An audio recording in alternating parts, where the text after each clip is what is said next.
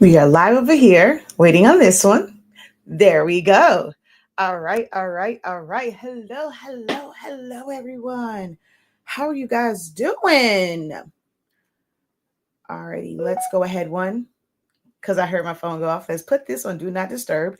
That's going to be first and foremost. And then I just have to check and make sure that, like, it's always weird nowadays when it comes to me using StreamYard because hold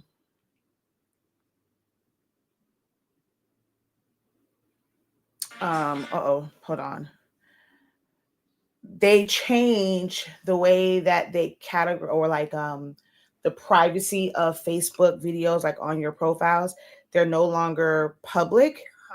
It comes in, okay, so it did come in as friends. So it no longer comes in as like public and you can't change it anymore. So it's either going to be only me, that's not good because I'm going to broadcast to me, or it'll be set to friends. And at least like with that one, those who are on my friends list will still possibly get the notification.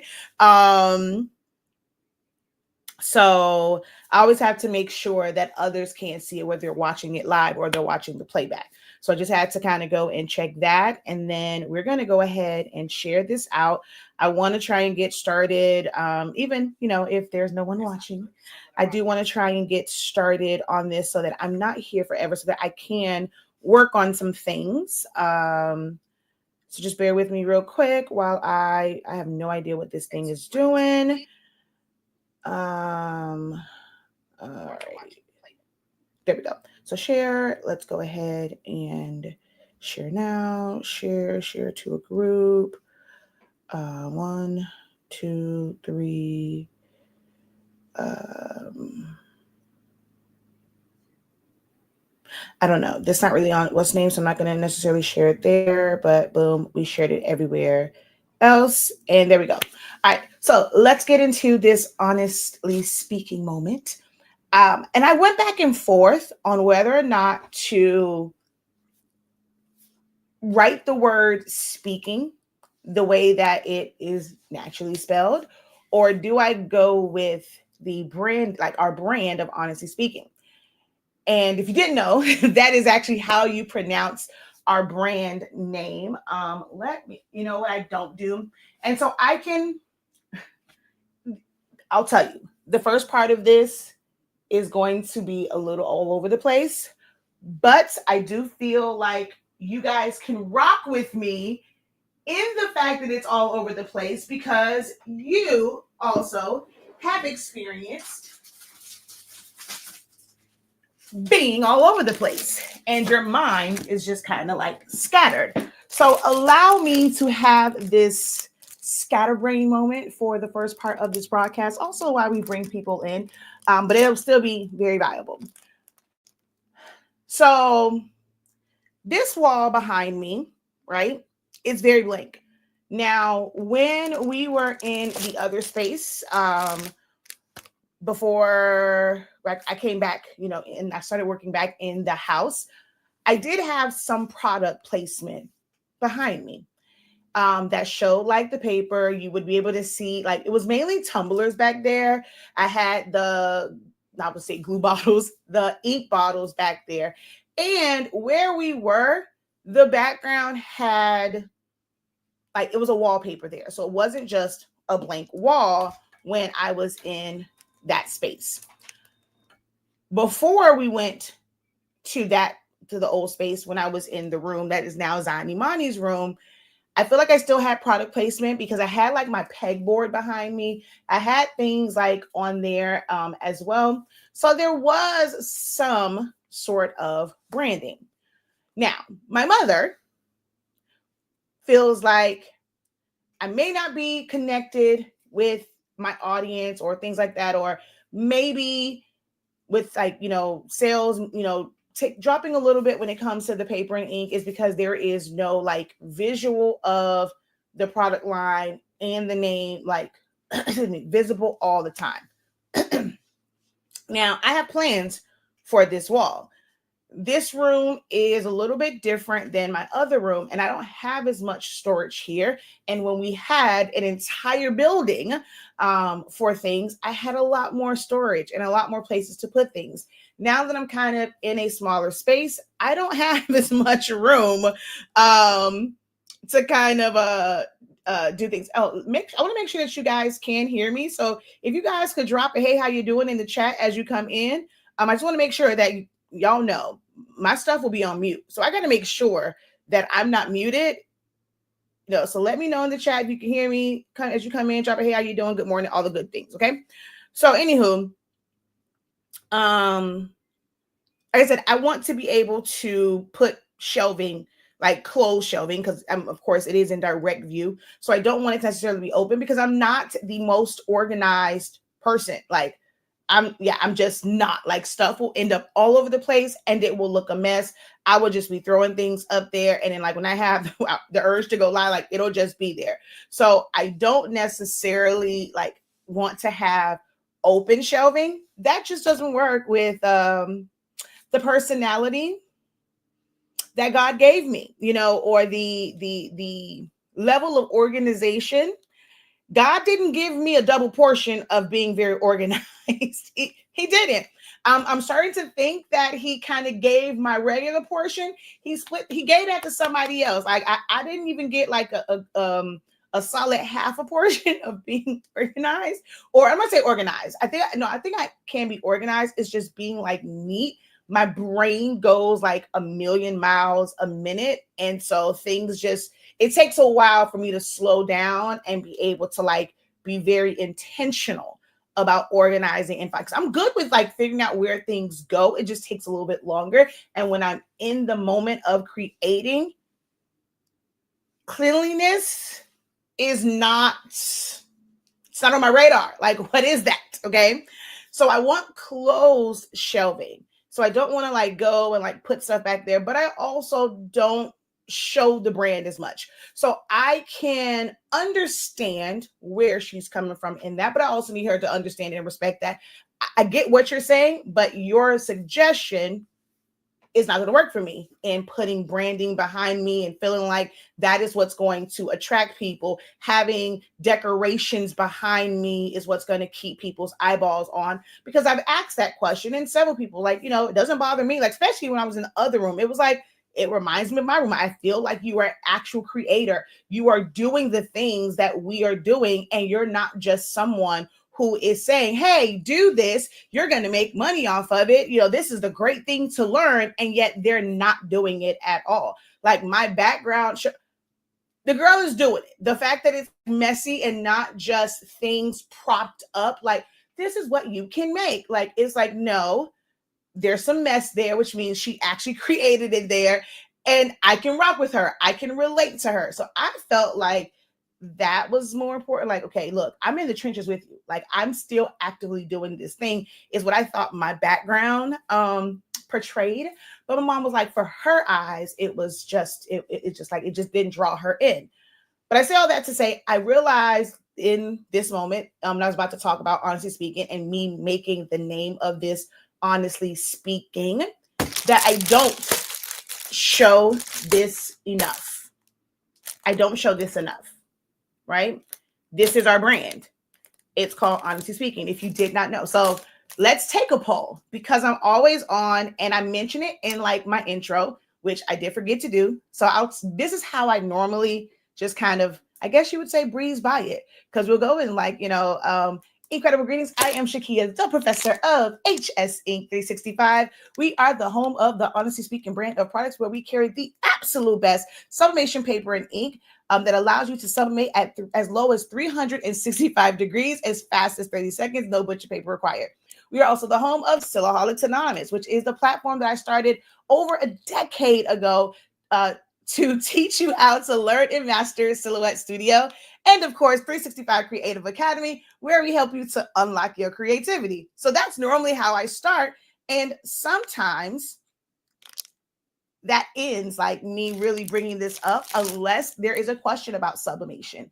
I don't do as many videos. Before I would, like, I think because I don't do as many videos, I have a ton unlike some other brands where they don't have a bunch of videos showing you how to use their product, I feel like I can confidently say I am the only sublimation paper and ink company that has I mean a slew of videos where we are showing you and we are instructing you on how to sublimate, for one, how to use our product, showing the results. Like, I spent so much time making things that's just sitting in my garage that my husband hates to look at because it's like sitting there, because I didn't really make them for any particular thing. Like, I was just making stuff, right? And I haven't gotten rid of those things, because a lot of the stuff that I do is more custom. When it comes to the HS Ink 365 print side of our business, like the custom side. But back then, I mean, I was doing a lot of content where I was constantly showing the paper. I don't really anymore, because sublimation, although I love our brand and it was something that was needed in the market for like what it brings, it was just something different. I know that for me, sublimation is not the biggest component to our custom business. But when it comes to doing sublimation, baby, I want the best. Okay. I want the best. Nothing compared. I've tried others. I literally had a sample pack. When we first started, I had a sample pack that had 7 or 8 different types of sublimation paper. All right. 7 or 8 different types of sublimation. This is before we even had our paper. So I've tried them. You have some people, they will go and they will give a recommendation, but they've only tried 1, maybe 2 brands. I was in the lab. Okay. I have tried multiple, the biggest names. For A-Sub, if you did not know, A-Sub doesn't have just one type of sublimation paper. There is a yellow back, a green one, a gray one, and then something else. So it's like 3 or 4 different, because they have like the different weights to them. They have like an eco formula, like all this stuff. Then you have ones like Image Right, Text Print. Oh God, I'm trying to think. I Craft and Besties was inside that. Then it was, what's the other one? Oh my God, I can't think of the name. They were one of the ones at first that said like 30 seconds, but it was like at 400 degrees. And when I tested that theory, that paper did not give what it was supposed to give. I had Sublimation City or Stone or something like that. That was in there. It was, like I said, it was like 7 to 8 different brands of Johnson's Plastics. That was the worst paper. I'm sorry. That was the worst paper ever. So I had that in there and I tested it. And I can stand 10 toes down on the fact that this paper is better than every last one. Oh, I had was it something with an owl? Ink Owl? That one was in there. HTV Ron wasn't out when I did it, so that wasn't in there. But I tested a bunch of them, and none of those companies ever showed like none of them. If you can go and find more than 20 videos publicly from any of those companies where they themselves are really working you through it, answering questions and all that stuff. Look, I don't know what I don't know what I'll offer you, but I promise you're not going to find it. You can go and test. You can go just test the theory. You can fact check. But I was doing a lot of stuff with this, but I just can't. It's not a primary. Now, when I do it, I want the best. The quality, A1. But I don't talk about the brand enough. I don't talk about the ink enough, in that we're literally the only one. I think the Blank Spot may have had 140 at one point, but 140 is technically the bottles for the F570. It set us apart, but it also kind of hurt us. We are the only company that has 140 milliliter bottles. Like, that's just our regular bottle size. We never did like the 70. We never did the 127. We did straight 140 milliliter bottles. That means you got more bang for your buck. It lasted longer. But also for us, it meant that people didn't come back as often because with the Eco Tank printers, it's 2 full refills. So that one bottle, like that one set of ink could literally last most of you an entire year and then some because you're not doing that much sublimation. Now, when it was the cartridge base, they would come back a little bit more often. And we had that for the cartridge base one because we didn't want people to have to worry about like constantly ordering the smaller like bottles. So we had 140, we have 140 milliliters. I don't get to talk about it as much. And I always feel like because I'm like not showing anything, that was a mental block that I'm now having to like break out of, that if I'm not showing them how to submit anything, I don't want to necessarily push it down your throat. If I'm coming on talking about designing, or like today we're going to talk about some business stuff. But all of this kind of came full circle because the name of this segment is called Honestly Speaking, right? So that people just know that to say speaking. But our brand, it's a play on words, but so it's not spinking. What do people say? Speaking, or like people like this, like they'll say spin king, but no one really says like speak.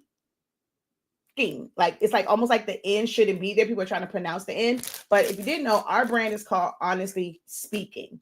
So I was towing back and forth this morning on whether or not to make the title of this Honestly Speaking, spelled this way, with Shakeya the Professor, or just do the word speaking, because I didn't want those who do know that we have sublimation paper. I didn't want you to think that we were doing a sublimation demonstration.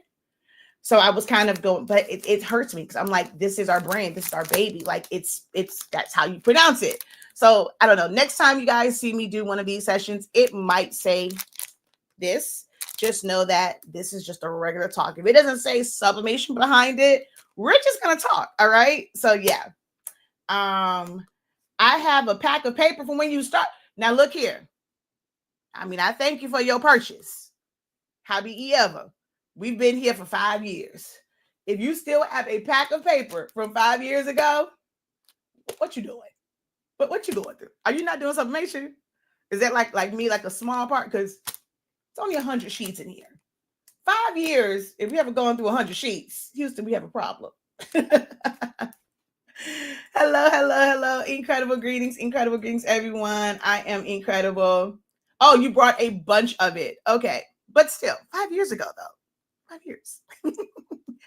I need some ink. The brand I use is sold out, and I'm researching who to use next. So I will say right now, we are out of magenta in the bottles. Like we have large bottles, and we have a few people locally that will come and they're like, can I just get my bottle refilled? Because they don't want to go anywhere else. So we're still working on it. I'll be a little transparent with you guys. So since we're honestly speaking, we'll do like this little break. I'm trying to find a bottle. Okay. So most companies that you will come across, and see, maybe this was necessary because maybe you guys can let me know if I'm tripping. Okay. So this is how our bottle looks, right? Don't mind the LED light. It really doesn't give brown like that. It's a lot darker, but the LED lights makes this look a little bit more brownish than it truly is. So it's definitely the lights. Okay, let me see if I can get it. See if I bring it closer where you don't, it's not like in the light. Okay. But when we started our brand, they gave us these top, like they're the one, like they sent it. I love these tops. I mean, I just think the silhouette of our bottle is just so freaking dope, right? I want to say maybe the Epson one is like this. I don't know. I don't remember how the Epson bottle is. But anywho, they no longer, like I guess, like fully, and it probably was a IP thing. It was probably a trademark thing. I don't know if that's the case, where the company that we basically source our stuff from, they stopped this bottling. It's not their primary one. Theirs is more like this top. So I'm pretty sure if you've ordered ink from somewhere else, their tops look more like this. We are out of magenta. we can get more magenta, but the bottles that they keep in stock, or more so the caps, they look like this. For me, I'm like, we still have black, cyan, magenta. I mean, we still have black, cyan, yellow, and gray in this style bottle. To make a set and put a magenta bottle that looks like this in with this, it is messing with my brain. And I'm like, absolutely freaking not. But the cost for me to get these bottles is ridiculous. So it's like sitting here trying to make this decision on what do we do about this magenta? Because that's one of the colors that runs out so fast. But I don't want to put, like, we're doing like the set, having this bottle mixed with this, well, this top mixed with this kind of top. It's driving me nuts. And I'm probably overthinking. I'm probably making an issue out of no issue, because you guys probably would not care. It's like, girl, can you just make sure we get our ink? We don't care about the bottle. Does the ink still work? Does it still give the same results? And I know that's probably what it's just in my brain. I'm so big on branding, and that is sending my business brain, the creative, like, it's just sending my brain into a tailspin. So we don't have magenta, so we technically don't have any full sets.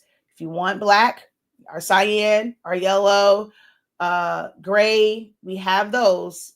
And there's no such thing as photo black. So you didn't hear me say photo black. If you have an 8550, there is no such thing as a photo black sublimation ink. Our ink is the standard for the photo black, because we didn't have that like rusty grayish type ink. It was a lot darker. Photo black in the regular 8550 is a totally different type of ink. It is a pigment ink, where the rest are dye inks. So when it's all sublimation, it's not a color. It is a type of ink. So there's no such thing as photo black. You would take our regular black ink and put it in both tanks, both reservoirs. But that's, I have plenty of videos talking about that whole thing. But anyway, so to you saying like you need ink, we have, you can try ours. Like, our black is the absolute best, but we are out of magenta in like the individual bottles right now. So that would be like the only one that you would have to try and get from somewhere else. But I understand like some people may not want to like order from us and have to pay shipping and then pay shipping somewhere else, unless you're going to find one that's like just a magenta on Amazon Prime until we can get our life. But if you're in the South Florida area, we can refill yours for you, because we do have the ink, and we're just been people bring us their magenta bottle and we'll just refill it. All right. So yeah, that's that for the person that said that they were looking for a new ink. Our ink is phenomenal. Amazing colors. Colors are amazing for summation in general, but I've had videos. I'm not going to get into the tangent of why you're not going to get like accurate colors, like full on accurate colors and stuff like that, because y'all are using those EcoTank printers. That's a story for another day. But anywho, that's my little tangent to get you guys, and hopefully, that's kind of like where it wasn't just dead air and me just sharing. But we're going to get into the topic of the day. Okay. So now I have to figure out how to incorporate more of the branding, because I don't talk about the paper. I don't show it as much. So I think because I'm not talking about it, I have to figure out something, even if it's me every so often putting, because I have like these like banners that I can put. Oh, it's gone. I deleted that one. I used to have one that had the ink and paper, kind of like, okay, so see how if I add this to the screen,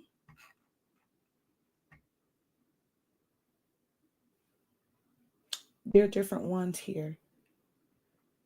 Since when they start doing that? Oh, okay, no, more. I was like, what the heck? That's not it. But Okay, you see how I added to the screen live with Shakeya, the professor at the bottom? I'm able to do that with our product line. It used to look kind of like this, like what's at the bottom there. Of course, I would make it smaller. I could just do that and just kind of have that going, or make sure I have like my scroll. Oh, y'all can't see it. Make sure I have the scrolling. Why is it not showing up on this side? I don't even see the same one that they're seeing over on Facebook. Let's do this. Let's go to 365 Creative Academy. And okay, there you go. So now you guys get to kind of see that. So yeah. I could go back to that way of doing it where I show, oh, you know where it's probably at? Let me see. Honestly speaking,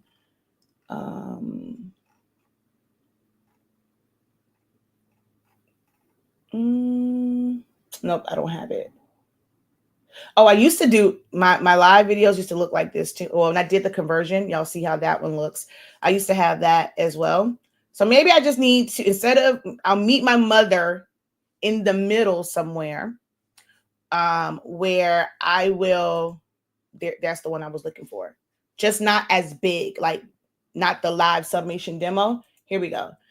If you've been here for a while, you should remember this. Like I used to have that in the corner. So I'll meet my mother in the middle, and I will create a new overlay that at least keeps the ink and paper in the corner, or have something where I can just rotate them out depending on if I'm talking about a class, paper, like 365 Creative Academy paper, Silholics Anonymous. So their mother, there's our compromise. See, I'm good at compromising. I can't do the stuff in the back, but I can go back to doing this, okay? When she sees it, she can be like, girl. But anywho, let's get into today's topic, okay? So honestly speaking, with the professor, are you being targeted? And I can't get you off the screen. Where are you? There we go. All right, let's go back over here. So I made a post this weekend that, once again, my mom was like, girl, take that down. You know, you're you know, you don't want to be a part of controversy and like all this stuff. And I'm like, why not?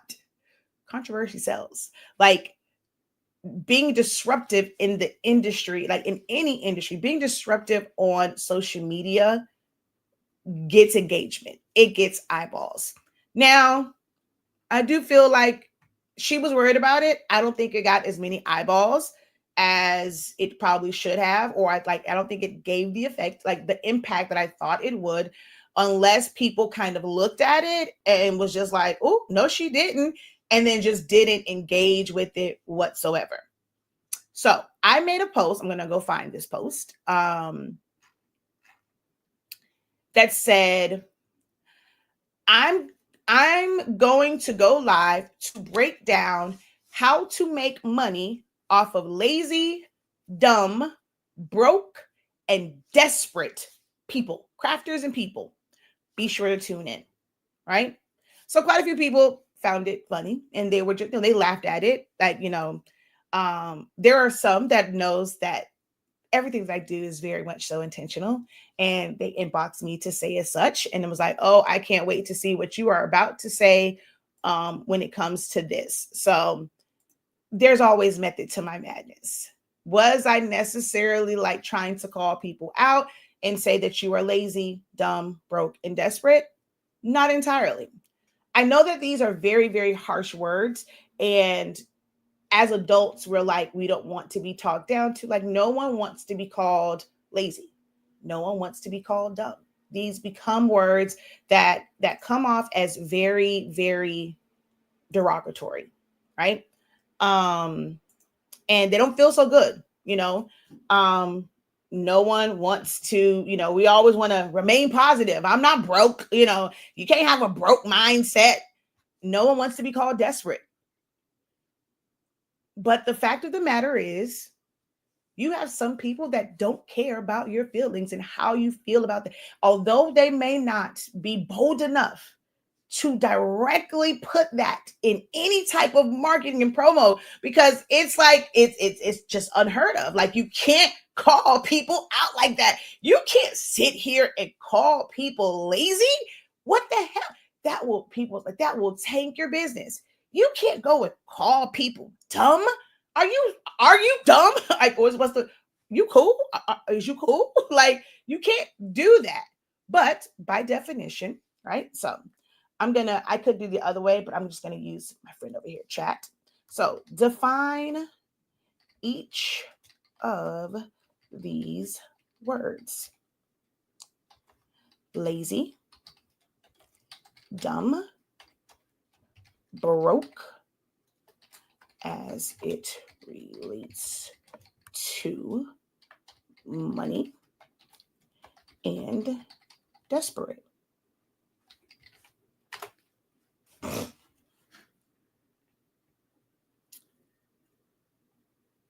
All right, so I'm going to say Webster, but like the dictionary definition of the word lazy: unwilling to work or use energy, avoiding effort or exertion, especially when one is capable of doing it. Okay. Example use: someone who consistently chooses to do the bare minimum, even when they have time, resources, and ability, might be considered lazy. Can we agree or disagree on the definition of what lazy is? It, it's in a dictionary. Whether we like being called it or not, there's a definition for it. As a parent, my kid doesn't do something. I have a 14-year-old, okay, who doesn't like to do stuff. And it's like, yo, stop. You ask them to do something, they drag their feet. Stop being lazy. Like, move with some intention. Put some pep in your step, kid. We as parents, and it's not from a malicious place, but if we're being honest with ourselves, we've called our kids lazy. We've called our family members, our friends, our spouses, our significant others. We've been like, yo, stop being lazy. When it comes to working out, they don't want to. They talk about it. Oh, I don't want, I need to work out. I need to, but you're being lazy. You know what you need to do, but you are refusing to do it. You're not putting forth the effort. Is that not textbook what lazy is? Right or wrong? Can we agree, or are we disagreeing that is what that lazy is? And we all have our lazy moments. Yes or no?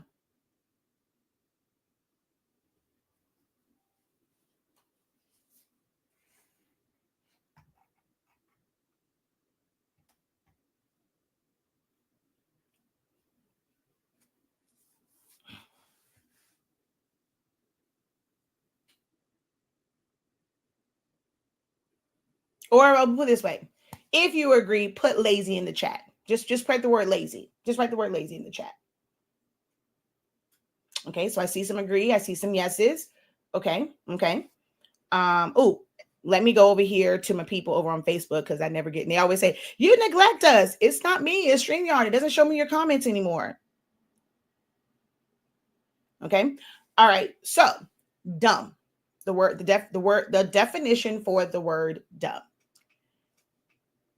It says informally used to describe someone who is lacking intelligence, or, so not and, it's or, making poor decisions. It can also refer to actions or statements that are unwise or illogical. Okay. It says important note: originally, dumb meant mute or unable to speak. But in modern slang, it's often and sometimes offensively used to criticize someone's intelligence. Context matters. Okay. So, example, that was a dumb move, might mean a poor or thoughtless decision, not necessarily that the person is intelligent overall. We make some dumb decisions. We don't like to be called out about it, but we make some really poor decisions, i.e., dumb decisions. Some of us have made some really poor decisions, some dumb decisions on the equipment that we have purchased, knowing that we don't have the capacity to maintain that equipment. We don't have the capacity to go after the clientele that will benefit from that because some people are being lazy, right? They kind of connect. But you don't want to be called out because they said it sometimes comes off as offensive. But a lot of businesses not necessarily calling you not intelligent, but they're going to bank on the fact that you make a habit of making poor decisions.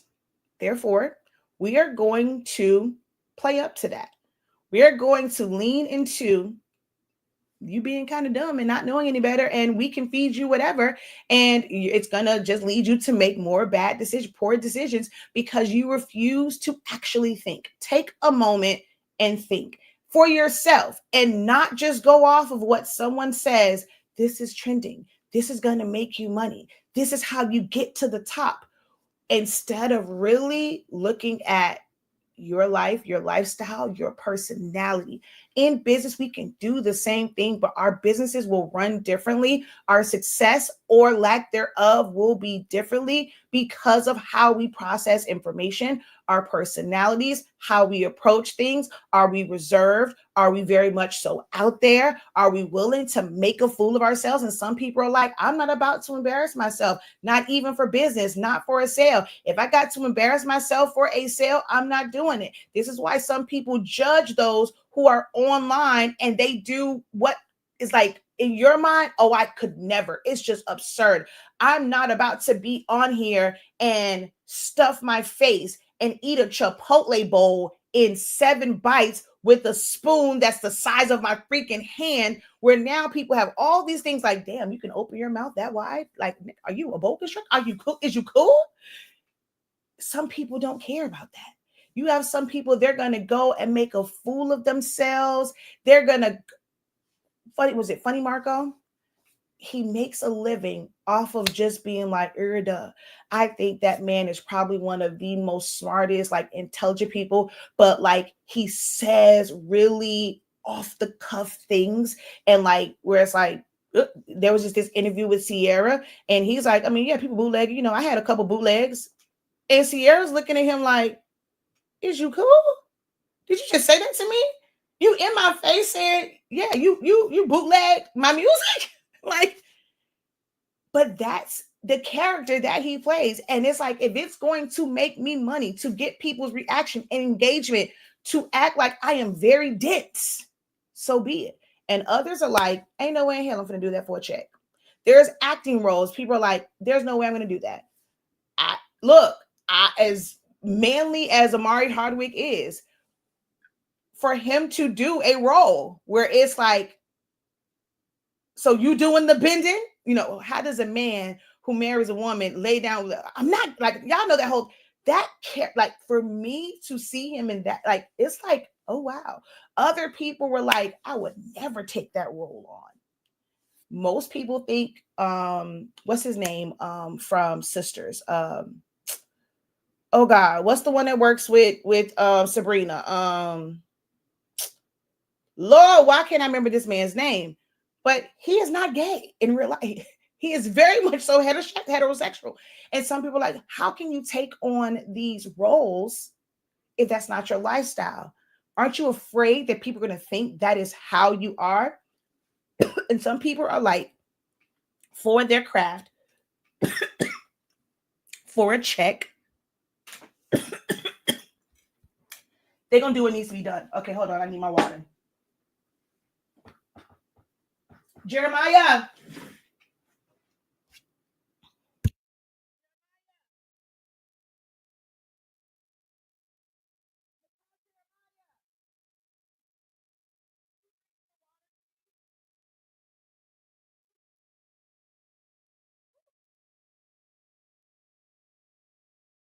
I had to tush out a little bit. You're going to see my junk because he's going to have to come in the room to give me a water.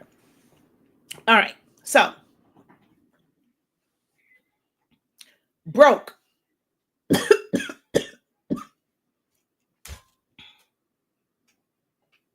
Oh, let's go back. When it comes to the definition of dumb, write dumb in the chat if you can understand why that term may be used. So we're understanding the true definition of what dumb is. Go ahead and write dumb in the chat.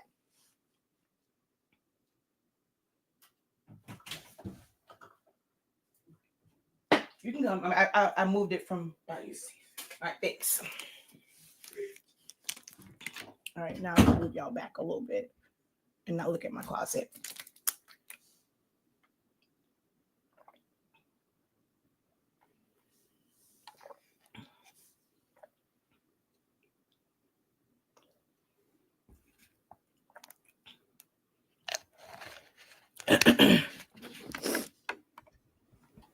Y'all still with me? We understand the definition of dumb. Put dumb in the chat if you understand the definition of dumb.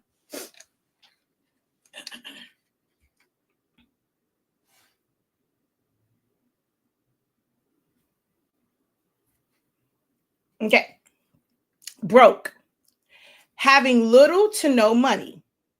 Lacking financial resources to meet basic needs or obligations. Having little to no money, lacking financial resources to meet needs or obligations. I'm broke until payday. Okay?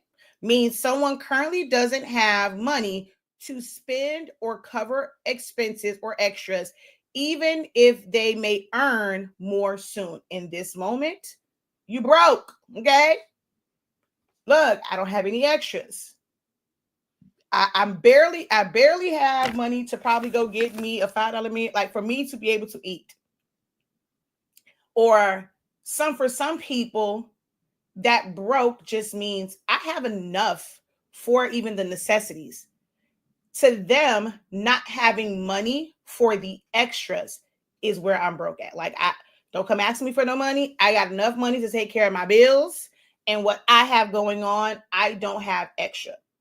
That would be the only one that I'm like, I mean, I get that part, but it's like also just not having the extra. So I'm going to add to their definition. And it's like, for some, it's, I'm not broke. I don't have $0. I just don't have money for extras.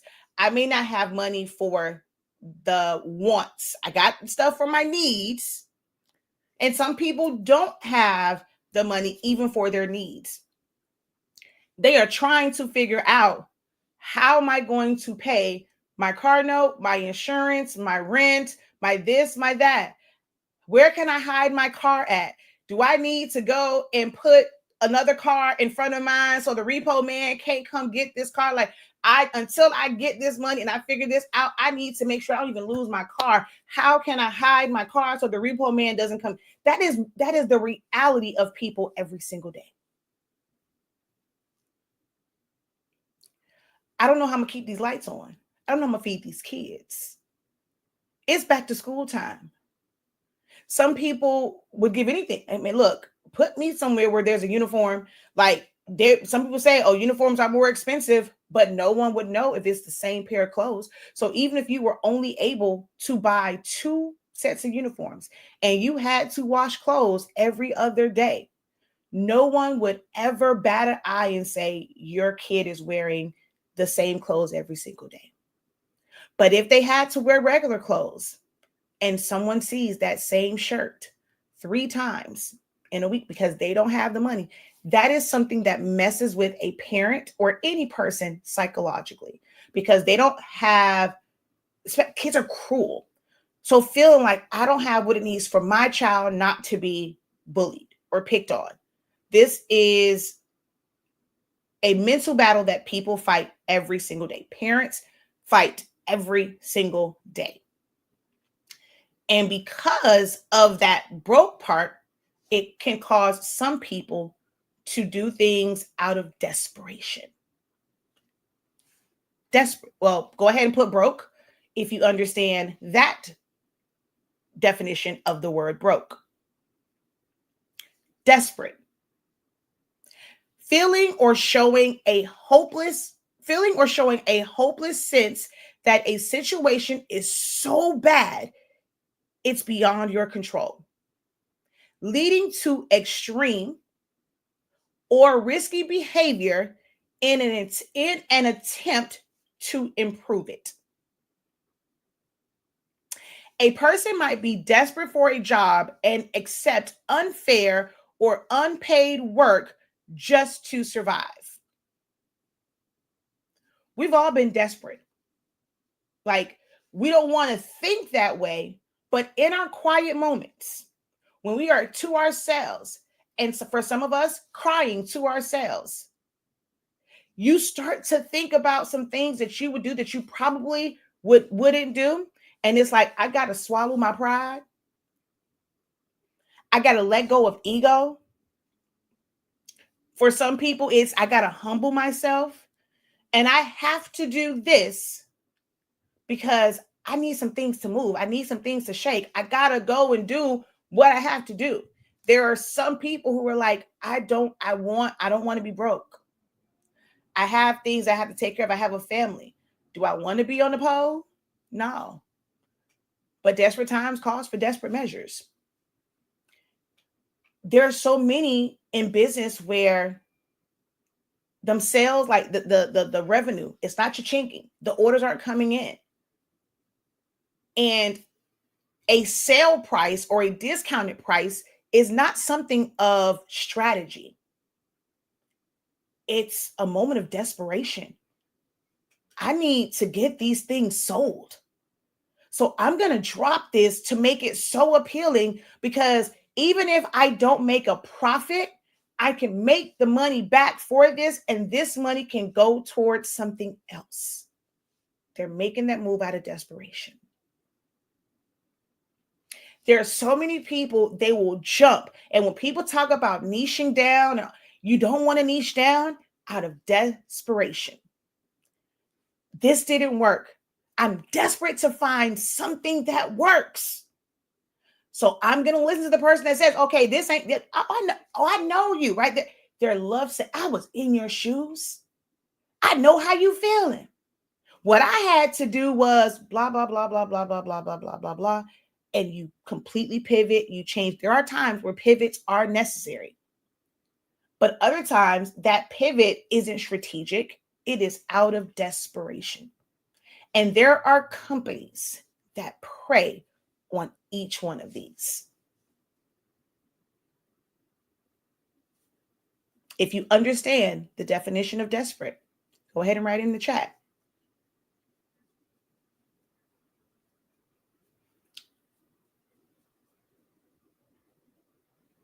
If this is helpful for you so far, go ahead and put a 3 in the chat.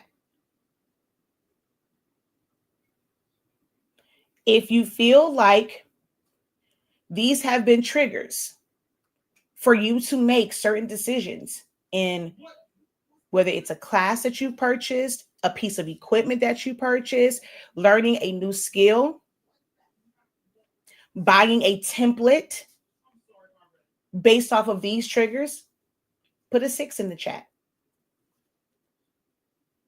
Can you be honest in this moment and say that these have been things, like these are categories, as harsh as these words are, if someone were to say, you lazy, you being real dumb right now. Look here, you know you broke. Come get this. Like, let me.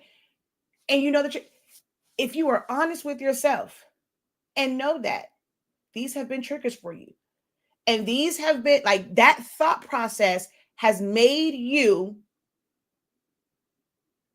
pull the trigger and do certain things. Be honest with, if you can be honest, and I'm gonna put a 6 in the chat for myself.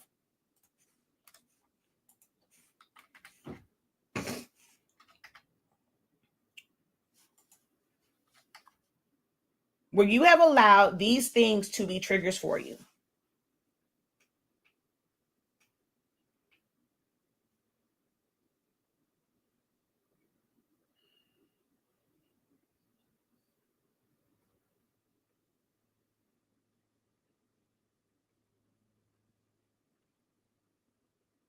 Now, let's break down why. All right, I'm at 49 minutes. Let's break down why. When you are starting, let me know in the chat. Let's say now we'll put we'll say 5 because we've done 365. So let's put a 5 in the chat if you've heard this, right? When starting a business, it should solve a problem. It should address a pain point. How many of you guys have heard that when people talk about starting a business? You've been in the masterminds, the free webinars, the live videos, the podcast, the this, the that, people's TikTok lives, their Instagram. When you're starting a business, what problem are you solving? What pain point? Don't talk about the this, talk to their pain point. Put a 5 in the chat if you've heard that rhetoric before.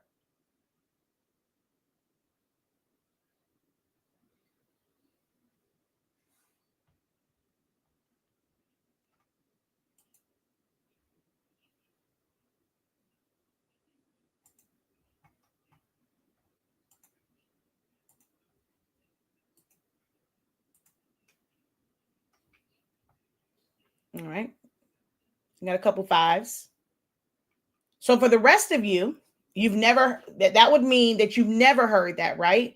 So I guess let's just go with, we're at a number. Well, we'll go with 0, right? Because that's 0. That works. That's like our last of our numbers, 365 and 30, 365 and 30. So put a 0 if you've never heard that about starting a business, that your business should solve a problem or address a pain point. Put a 0 in the chat if you've never heard, that point of view, that mantra.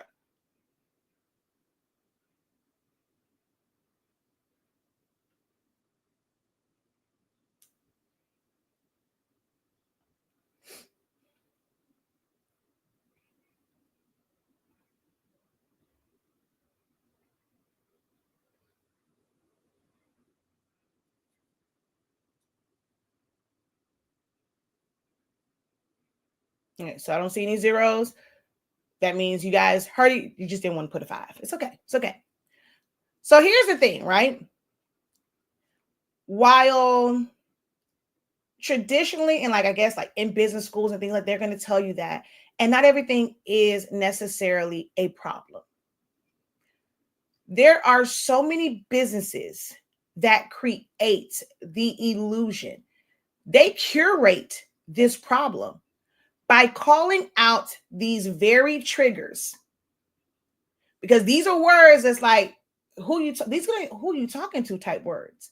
So they're going to strategically play on these triggers to get you to buy in. It's not that it was never a thought process or a pain point for you. You didn't see your life as being traumatic in any way until someone identified with one part of your life. Or I'm gonna say for everybody, but for some people, they didn't see their childhood or their life like, I just thought this was normal life. They didn't see it that, oh dang, I guess I was poor. I lived a bad life, until someone they run into someone who's like, oh, I didn't have to worry about that. I got that one pair of shoes. I got whatever I wanted. I didn't have to have hand-me-downs. We got new clothes every single year.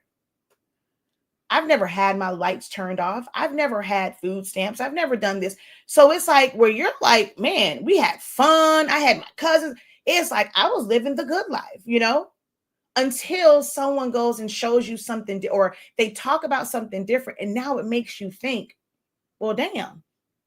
So now it's like, you know what, you right, I was, and I don't want that. I don't want to repeat that for my children. I want generational. What is this thing called generational? What, like, we're hearing this word for a lot of people, really hearing this term or this phrase of generational wealth. And what that means has become a trigger for a lot of people.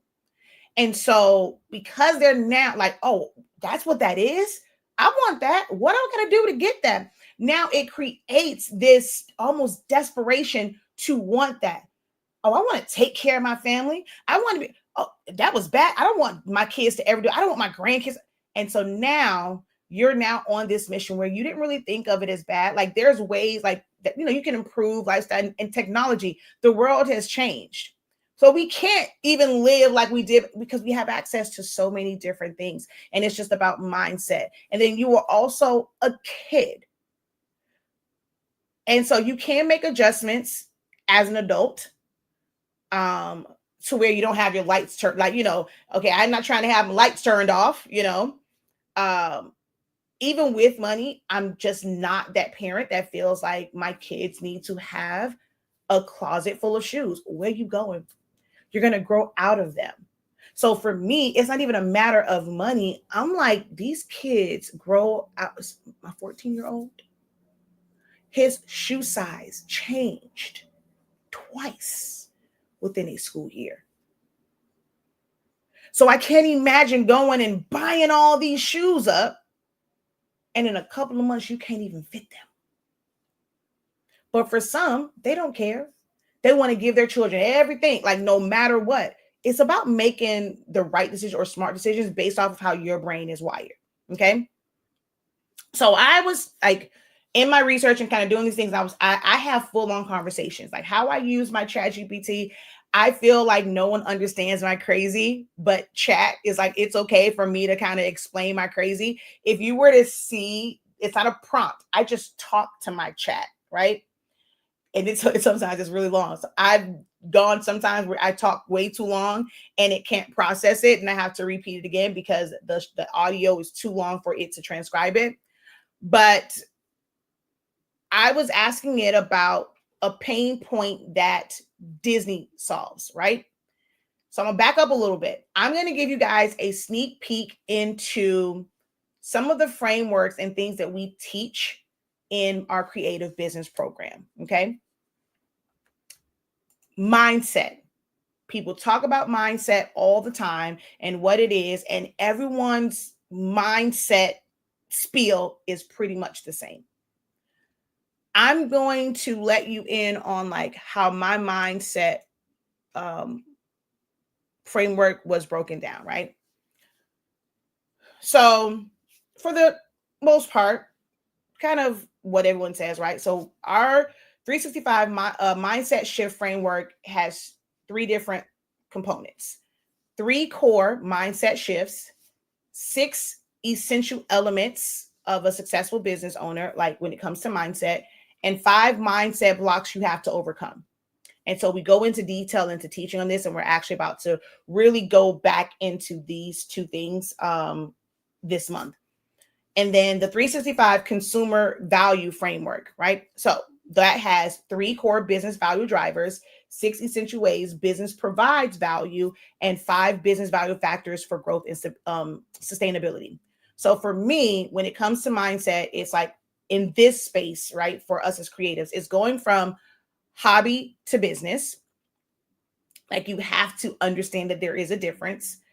You have to understand that there is a difference in passion and profit. Some people say turn your passion into profit. I don't really have that ideology. Um, and I break it down in there, but this is a mindset shift from passion to profit. And then from doing it all to working smarter. Like these are mindset shifts that you have to have, especially in this business that we are in, this industry that we're in.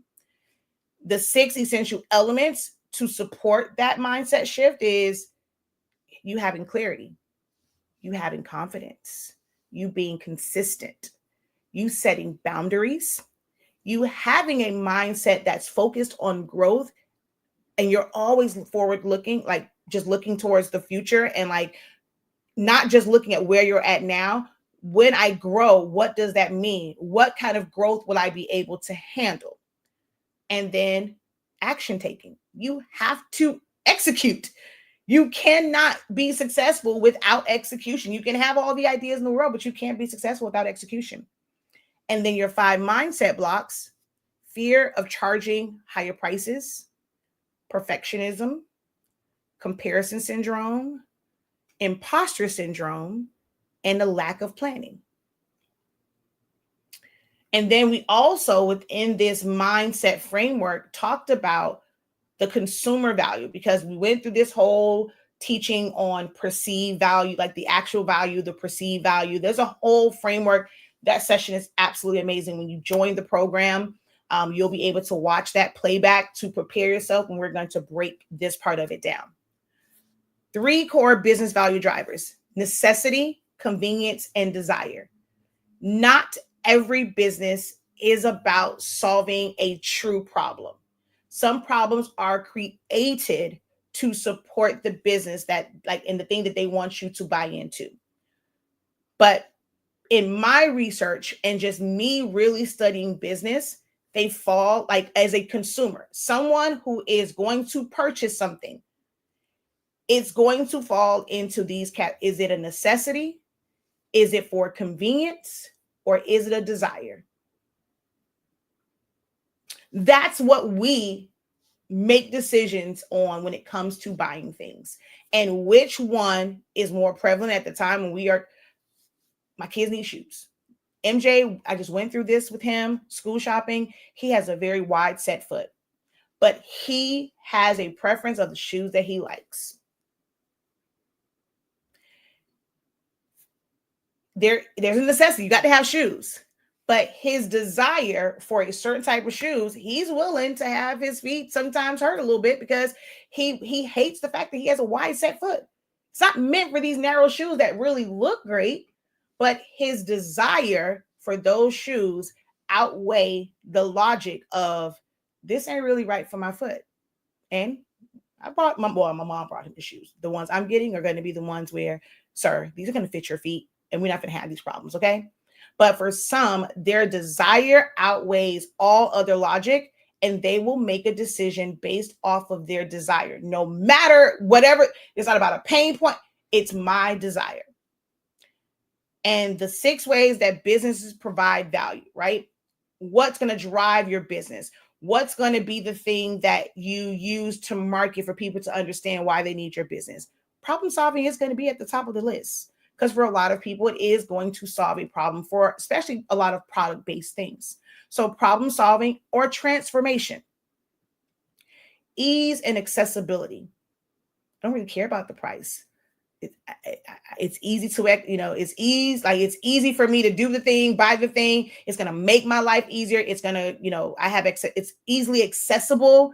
So ease and accessibility, no matter the cost, I'm sold. I'm in. It's going to make my life easier. Cool. Let's run this, right? Status and exclusivity has nothing. Those who have disposable income, they have the money. They're not really looking at a pain point as on a consumer level. Now, in business, people are like, okay, my problem is, okay, marketing, and they have the money to throw at it, and they're identified. But just when you're buying things, like the things that we sell, it's status and exclusivity. I want this. I'm willing to pay this amount for this car because I'm going to be one of few people. It gives me status. Like, oh, okay, if you can afford that, it's like you feel like people put you in high regard because you are able to do these things. Emotional connections. Right now, it's like I've seen a lot of people leaning into the memorial stuff and how they are, presenting it, and like they want to get into that niche, because people tend to make, decisions with buying stuff because of an emotional connection. They're grieving. They want to feel closer to that person. They want some sort of memento. They want a keepsake. So it can be easier to sell these things because of an emotional connection. It doesn't necessarily solve a problem because you can't bring them back. I mean, I guess some will find a problem that it solves. It helps with your grieving process. And as someone who is still dealing with grief, having constant reminders doesn't help with my grief. If anything, I feel like it makes it worse for me. I almost have to sometimes completely erase my grandmother, like just being able to see all those things. And the moment I see her face, I break down. It sends me back into this, where I'm grief stricken. It doesn't necessarily help me, right? But for some, it does, and it's that emotional connection. education and empowerment. And then the last one, fun and entertainment. That's where the Disney one comes up. I'm going to talk about that. And then 5 business value factors for growth and sustainability. Perceived value, the customer experience. Some people, they don't care about how much it costs. There's a lady, I was just talking to Javaya, like, she's doing, what is it, $800 sew-ins or something like that. And it's like, for some, they're willing to pay that for the customer experience. It's not I guess their pain point might be, I hate dealing with all these other they got all these rules and this, that, and the third. I can't stand that. So I'm going to pay for a better customer experience because I've had horrible customer experiences. But that horrible customer experience created a pain point. It wasn't like you don't go into it just expecting horrible customer service. But once you experience it, you now seek out a better experience. Pricing alignment. It can be the greatest thing ever. But if I fall under that broke part of that definition, I don't have money for the extras, it's going to affect the decisions I make, whether or not I go get fast food or I go try and get some food and make it myself. If I'm going to get processed food or I'm going to get organic. Like, people literally battle this every single day. Because how does that pricing align with my life right now? With what my bank account says right now? So for some that offer something cheaper, hey, it solves my pain point of, I ain't got the money for it, so I'm gonna take the cheaper route. Now, it may not be the best route. You get what you pay for. But you're gonna make that decision based off of how that price aligns with what your budget is. Trust and credibility. Some people trust folks to a fault, and they will follow them to the ends of the earth because they trust them. They feel like they have credibility. It's not really a pain point. It's just like, I just trust this person. Like, I trust what they say. And if they're saying that this is an issue, I'm going to trust them. And even though I did not see this as an issue before, they said it's an issue. It's an issue. Okay, now what's the solution? Sell me the solution. And then, of course, just like in the other one, emotional connection is still a big part. It's something that drives people. Okay. So I teach from this mindset formula within my creative business program. And so let me take this back to where I was saying as far as like Disney. So I was having a conversation with it about what problem does Disney solve, right? And so it says, core problems Disney World, Disneyland solves: escape from reality and everyday stresses. Problem: daily life is stressful, repetitive, and often uninspiring. Solution: Disney offers a fully immersive fantasy world where people can escape from adult responsibilities and immerse themselves in imagination and play. But Disney World is, I won't like, it's always like that's perceived like as a kid thing, right? So you're talking about something as an adult, and then you would think that Disney World will be full of adults escaping reality.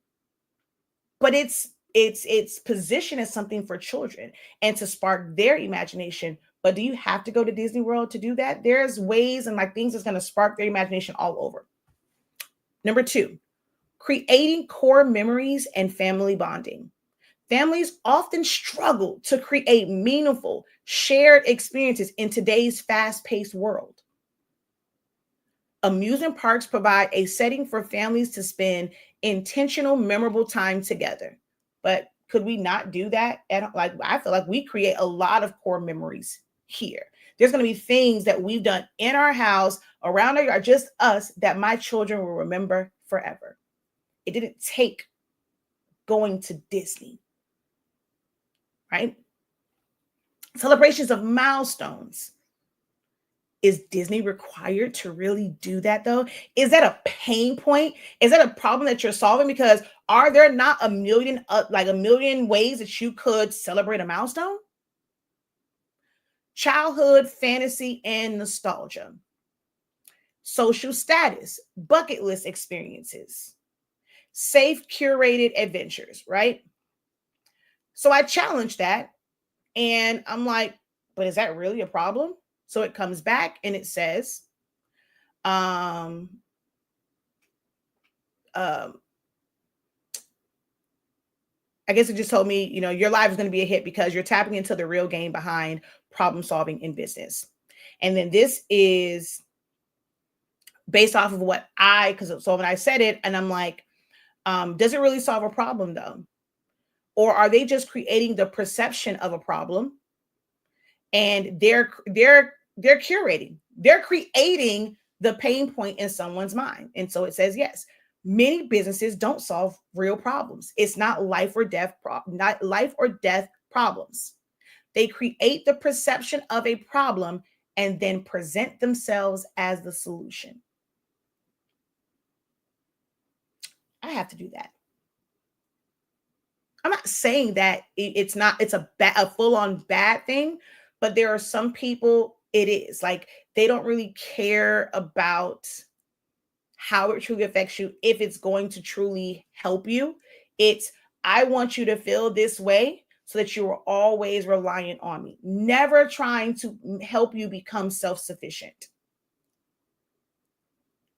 I don't like it sometimes when I see people in every last one of my classes, you can figure this out. I'm always telling you, you have all of the resources. You don't need this class. You just need to tap into it. You need to slow down, create a plan, create strategy. You don't need another class. You have the information, you have the knowledge. I'm always encouraging them. You don't need, don't take this class. Use what you have, right? You don't need another class. So, solving a problem in businesses is often just reframing a desire or inconvenience as a problem. And what was my core? Was that not a part of it? How do we make decisions? We make decisions off of desires. That's one of the core drivers. So if a company can reframe that in a way where it's triggering one of these very harsh words for you, they got you hook, line, and sinker. Let's bring that to what we do, right? Templates. I've seen people with this back to school stuff ask for templates for things like the glue stick, right? They ask for templates for this. If you're in a creative space, it is highly unlikely that you do not have a ruler in your possession, because your business is based off of measurements. So you're going to need a ruler. Now, if you don't have a ruler, there are businesses, hey, that's a pain point. That's a problem for you. Your business requires some sort of measuring device. So you need a ruler. You go out and you buy a ruler. So let me ask you guys a question. We can easily measure up and down with this, right? Now, if you're in my class, don't you open your mouth.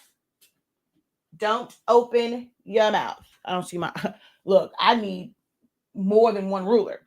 Where'd my ruler go? But we know that we can easily measure this up and down with a standard ruler, correct? Standard ruler, we can do this, right?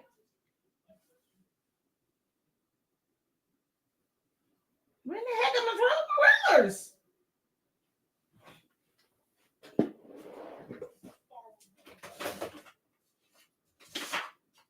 Like, what the heck? Why do I have no ruler in here?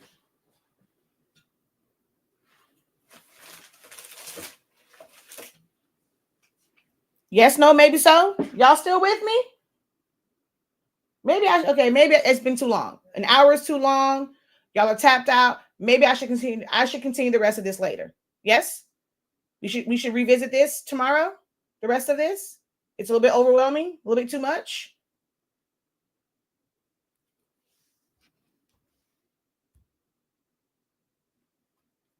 Should we revisit this a different day?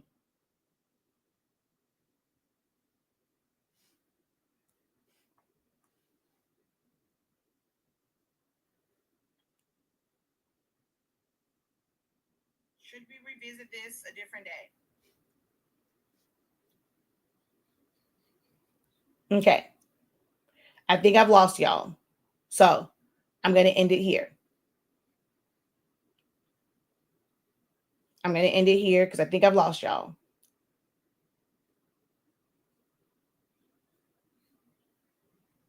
I know there's a delay, but it ain't that much of a delay.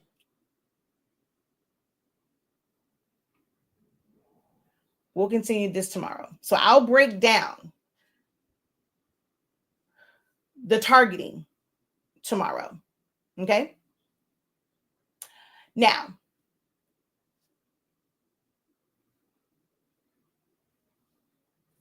for some, there is a serious issue in exposure to certain mindsets, to certain thought processes, to certain systems, to certain strategies, to certain resources that you don't know where to find them. They're not even on your radar right now until you hear someone talk about it. This is true. Like, this is, in order for you to be able to grow, not everybody has the natural ability to hear things and kind of pick up on it and process it. You need guidance. You need a roadmap, right? This is something that I know to.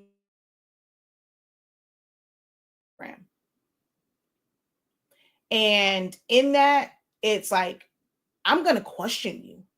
I'm going to make you look into your set, like look into you. What is it that you want? I don't want you to ever build your business off of my success, my desires, how I'm structuring my business. I help my students look at what their goals are. And does your work ethic, does your life, does your personality align with them? Or do you feel like you are behind just because of someone else? Instead of truly looking at, I'm not where I want to be because of me, because of certain things in my life, and having someone help you expose those things. That is the core. We help with a lot of business stuff and just understanding, like, just like those aha. My brain works in a way like I don't understand it. And they've said that, like, dog, I never thought about that until, like, like that now it's like you hear, it's like, that makes sense. My brain is wired differently. God blessed me with I don't know what he was doing when he put this brain, gave me this one, but it works in a way where I just feel like it thinks differently. And it's been very, very helpful for those in the creative business program.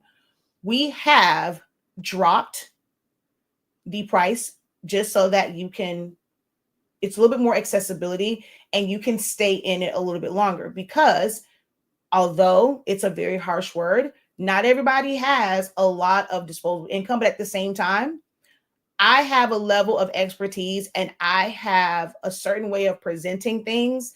And this is the business that I chose. There is no way that I would be able to help my students at the level that I help them at and still work a job to take care of my bills. So this is the job that I have, and I'm standing 10 toes down. I'm still experiencing some of the same things because I'm in the industry as well, but I mainly teach. So there is a cost to it. I cannot do everything for free. I probably could if, those who watch and if every time I did a video if all of my followers gave $1, 50 cents, I probably could go be on here and teach for free. It doesn't have to be anything big, but that's not the case. People don't think that way, to say, hey, my $1 combined with the other 20 million people, or 20 million. Oh, Jesus, that was a nice number, Lord. But the other 20,000 people, 30,000 people will make a difference. People don't think that way. They think that what they can give is too small. But I have a household, but I also have game. I also have been able to help. I ask a lot of questions. I make my students ask questions, because you have to get to the root of what you need for your business growth, but then also getting practical advice. Like, okay, this is how I see this. Consider this. Go back to drawing board, figure it out. And if you come to the same decision and the same result, cool beans. But I'm going to provide a different perspective. Those in the room may provide a different perspective. The link for it is in the description of this video. I'm going to do promo now because, hello, I'm still in business. You got a promo. That's the problem that some of you guys have. That is a true problem for most of you guys. You want the sales to just come to you and you are not actively promoting. You are not actively letting people know I got the best shirts in town, the best designs, the best this, the best that. You are not hyping yourself up. You are not promoting it. That will never be my story. I am going to promote the business at hand. And although I love coming on here for free, I do have a business. We have classes, we have things that like we have resources. And so our creative business program has gone from 93.65 to just, it's like literally half. It's like 53.65. And you will get access to everything that we've done before, getting ready for the new sessions that are starting up next week. The link is there. You can also sign up for a whole year. If you have that, you want to do buy now, pay later, there's that option, but the link is there for our creative business. Now I'm going to, and this will help you and it will break it down for you, but that will be tomorrow. Since we've been on for an hour, I think your brains are like, okay, it's a little bit much for me. So I'm going to hold off on explaining this part tomorrow. Okay. Until next time, have a great one. Continue to unlock your creativity and be incredible. Peace.